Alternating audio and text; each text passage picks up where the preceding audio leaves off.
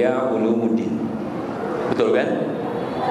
Kan hebat kitab tu. Seperti Bukharinya orang-orang yang tidak memahami sunnah. Minta maaf kalau nak katakan tidak memahami sunnah. Tetapi ulama yang memahami sunnah, kitab yang hebat itu katanya mereka disuruh bakar.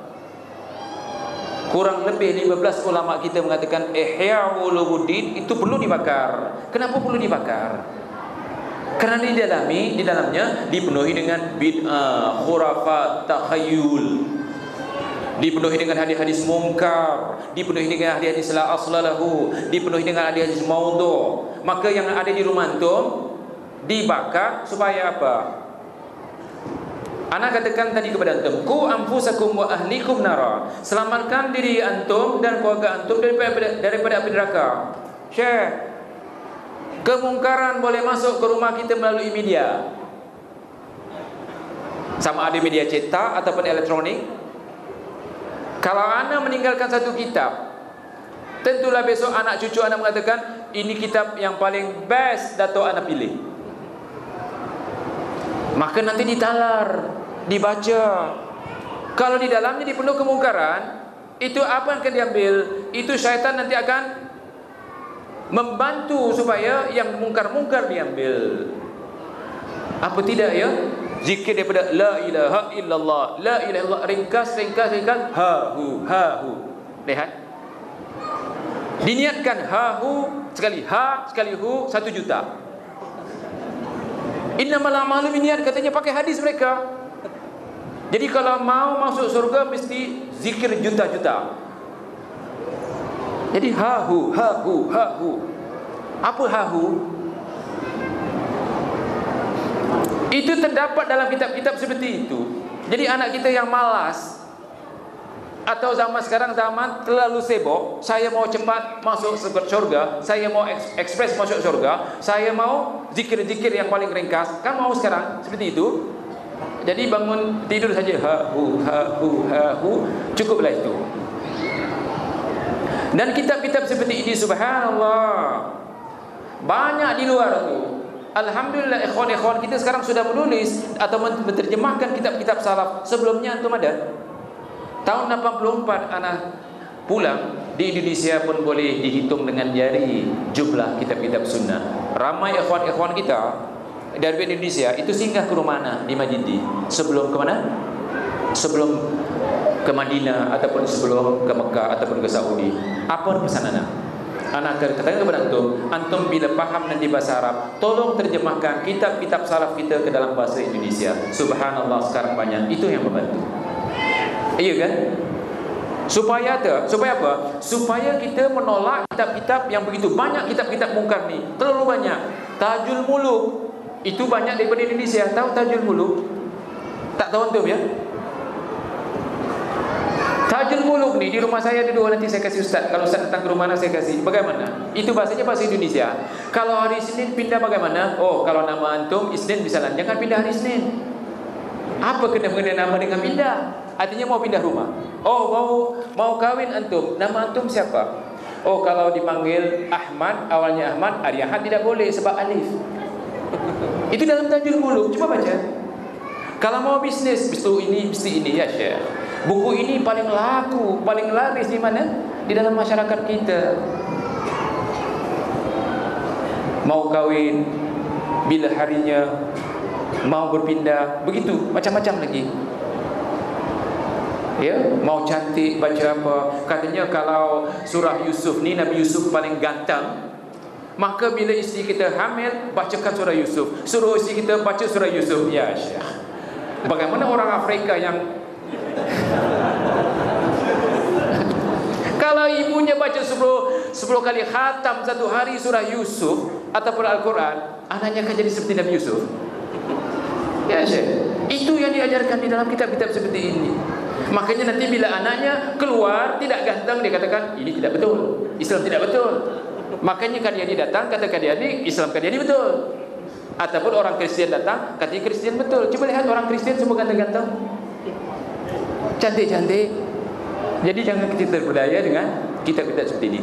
Nasihat dari anak, tolong kitab ini kalau tak mau dibuang, tulis nasihat kepada anak cucu.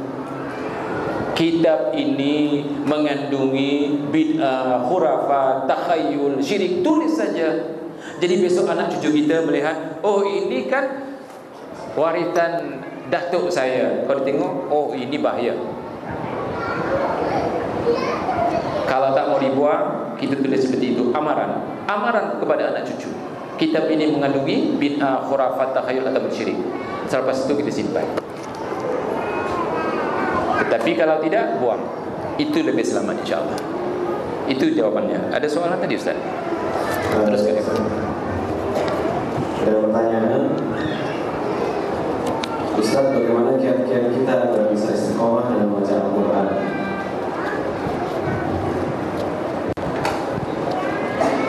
Dia bertanya bagaimana kiat kita supaya istiqamah baca Al-Quran. Allah Subhanahu wa taala sayang kepada kita kan. Anak katakan tadi Al-Quran ini adalah penyelamat, petunjuk. Dan kalau kita ingin menjadi yang takwa, orang yang takwa itu Al-Quran. Dzalikal kitabu la raiba fihi hudan. Pertama, inginkan dapat hidayah. Kalau antum tidak dapat hidayah, antum tidak akan mencintai Al-Quran. Kalau antum tidak takwa, juga antum tidak mencintai Al-Quran. Cintanya kita kepada Al-Quran pertama hidayah, mencari hidayah Quran. Kedua, cintanya antum kepada Al-Quran, membaca Al-Quran apabila takwa. Di mana kita ingin memelihara ketakwaan kita? Al-Quran. Bohong kalau orang mengatakan kitab itu, kitab ini selain Al-Quran boleh menjadikan kita orang yang takwa dan cinta kepada Allah dan Rasulnya. Bila cinta kepada Allah dan Rasulnya, Al-Quran kalamullah. Kalau mencintai Allah, qul in kuntum tuhibbunallaha fattabi'uni yuhibbukumullah. Kalau antum cinta kepada Allah, cinta kepada Rasulullah, yang disuruh apa dia?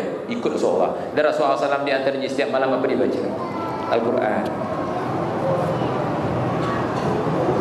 Para sahabat apa yang banyak dibaca? Al-Quran. Kita tidak pernah rugi baca Al-Quran walaupun tidak paham isinya. Kita tidak pernah dirugikan oleh Allah Subhanahu wa taala membaca Al-Quran walaupun kita tidak paham satu kalimah pun. Kerana dijanjikan kata Rasulullah SAW dalam hadis Muslim, alif huruf, lam huruf, mim huruf. Tidaklah 3 huruf kecuali 1 huruf. Alif 10, lam 10, mim 10. Kalau baca Al-Quran 1 surah, berapa pahalanya? Itu kan hadis Muslim. Kalau kita yakin bahawa Al-Quran memberi pahala begitu banyak kepada kita, apa yang kita perlu baca? Komik. Kan banyak sekarang anak-anak sibuk beli komik Doraemon. Tahu Doraemon? Ada kartun Doraemon di sini. Jangan biar anak kita beli benda-benda seperti ini. Haram Syekh. Innamal mubadzirina kanu ikhwanu syaitin. Selain membazir, dia juga merosakkan akal anak kita. Kan magic di situ ceritanya. Magic apa? Dah percaya dengan magic, nanti cari magic. Ya, sakit cari orang magic. Siapa orang magic? Dukun. Bunyi suara kuat di situ. Dukun. Pawang, paranormal. Itu kerana suka magic. Kerana pawang ada ilmu magic. Bagaimana tak ada ilmu magic? Seorang pawang boleh merawat apa saja penyakit. Tanya, apa saja penyakit boleh dia. Iya kan?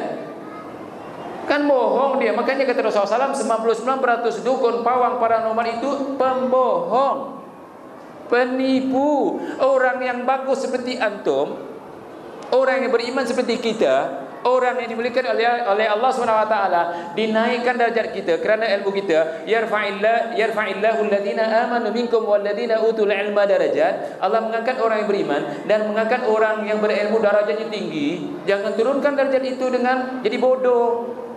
Bagaimana jadi bodoh? Pergi paranormal, jadi bodoh dia. Kenapa? Kena tipu. 99% kata orang Malaysia 99%, sini 1%. 99% dukun pawang itu pembohong. Oh, mereka mengatakan, saya bukan pergi dukun sembarangan Ustaz, saya pergi dukun yang pakai ilmu putih. Ada 2 ilmu, satu ilmu hitam. Kalau pergi Sami Siam tu ilmu hitam katanya. Tahu Sami Siam? Di Malaysia itu popular Sami Siam. Ataupun pergi Tok Kong Kuil India, itu katanya pun hebat itu. Kan lagi penipu mereka. Mereka Tuhan ni mereka tak kenal. Yang disembah patung kan bodoh.